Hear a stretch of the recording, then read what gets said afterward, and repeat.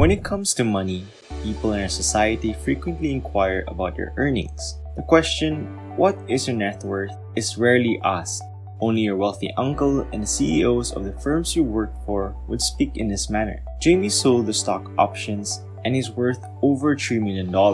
Pauline's company just went public and is now worth $8 million. Or Susan just sold her business and she's worth $12 million. May be heard during this talk. You never hear in this type of conversations that someone got a 3% raise at work which barely keeps up with inflation. And why don't you hear this type of comments? Because the wealthy measure their wealth in terms of their net worth, whereas the poor measure their wealth in terms of their working income. In this video, I'll discuss the 4 keys to being wealthy by describing the 4 foundations of wealth that you can utilize to increase your net worth to new heights. And if you're new to the channel, subscribe below for more life-changing content.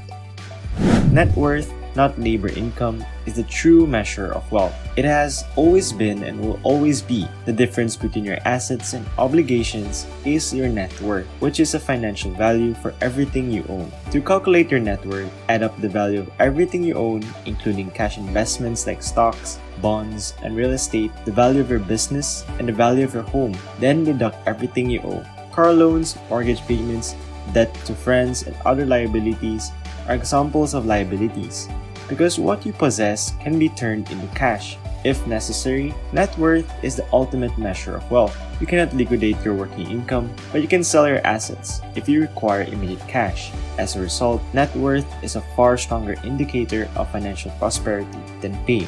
And it should come as no surprise that wealthy people recognize the significant difference between working income and net worth. Working income is significant, but it is only one of 4 criteria that go into determining your net worth. Simplification, investments, savings, and income are the 4 foundations of net worth. Wealthy people recognize that accumulating a large net worth is an equation including all 4 parts. Thus, we look at each one separately.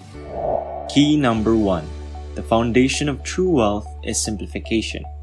Few people know its value in building wealth. Therefore, it might as well be the dark horse of the lot. This is the simplification factor. It goes hand in hand with saving money in that you actively build a lifestyle that requires less money to live.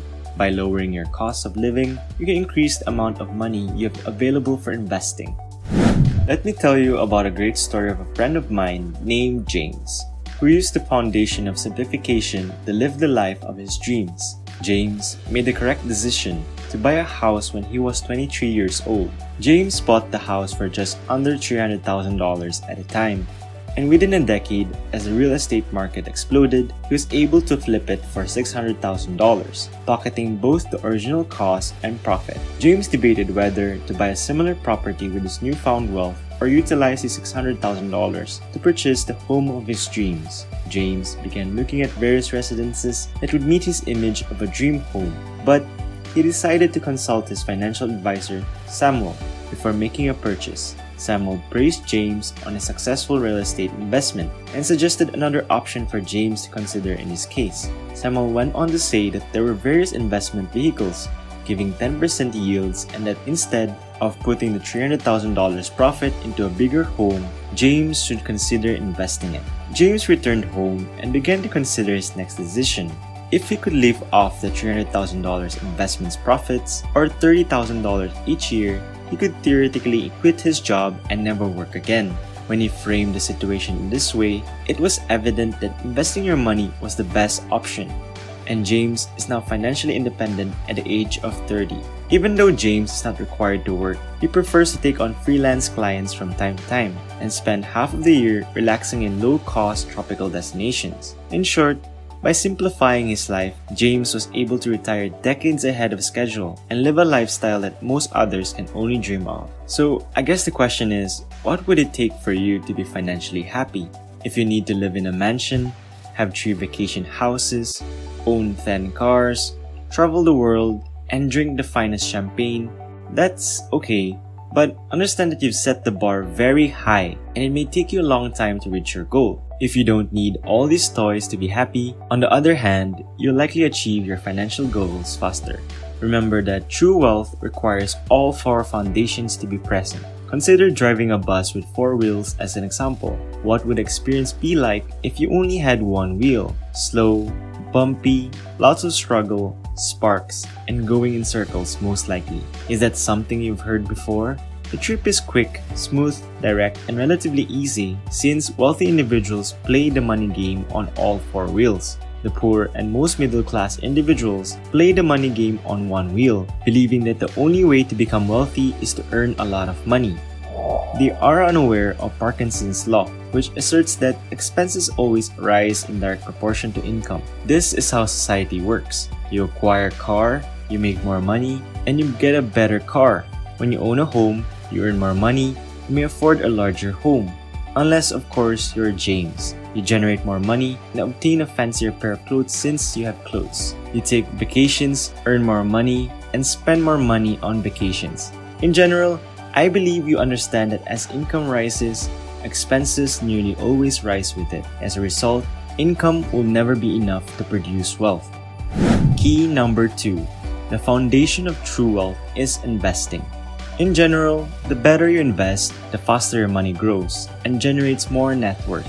Wealthy people devote time and effort to learning about investments and investing.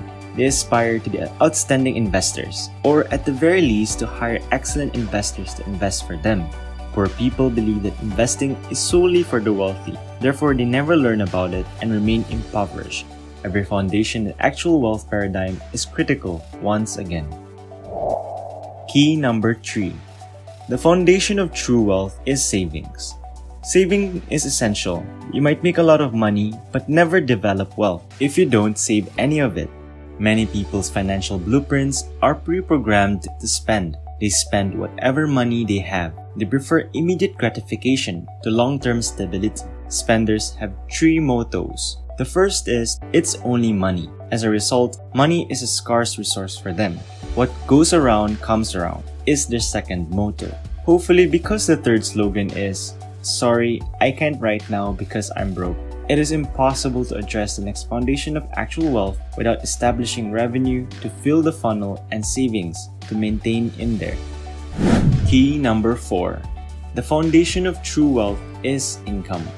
Working and passive income are the 2 types of income. Working income is money earned via active employment, such as a paycheck from a 9-to-5 job or profits earned by an entrepreneur from their business. Working income is putting in your own time and effort in order to make money. It's how we fill up our financial funnel, so to speak. If everything else is equal, the higher your working income, the more you can save and invest. Working income is important, but it is only useful as part of the whole net worth equation. Unfortunately, many middle-class people concentrate primarily on working money, and some even believe that generating this type of income will eventually make them wealthy. They argue that the long hours they work will result in financial success in the future. But if that were true, wouldn't all hardworking employees be wealthy? True, there are billions of hardworking people on the planet, but are they all wealthy? There's no way. This is because earning income is only one component of wealth, and focusing on it solely results in having little or no net worth. This is why the wealthy concentrated their efforts on the second type of income, passive income. Passive income is money produced without actively working, and it, like working income, fills the financial funnel with money that can be spent, saved, or invested. You know, wealthy people are financially free, which means they can live their desired lifestyle without working, which is only possible when your passive income earnings exceed your living expenses. The famous Warren Buffett quote, "If you don't find a means to make money while you sleep, you will work until you die," echoes this theme. Investments and enterprises are now the 2 main sources of passive income for the wealthy. Stocks, bonds, T-bills, and mutual funds are examples of passive income investments. You simply invest in them and they pay you back over time. Passive revenue generated through enterprises operates in a unique way. Setting up a business and structuring it in such a way that it generates returns without your input is required for this type of passive income. This might be an online business that you run with the help of assistants, or a real estate business with property managers who handle all of your housing needs. Don't feel bad if you don't understand how passive income works. I've never heard of a passive income 101 class in school.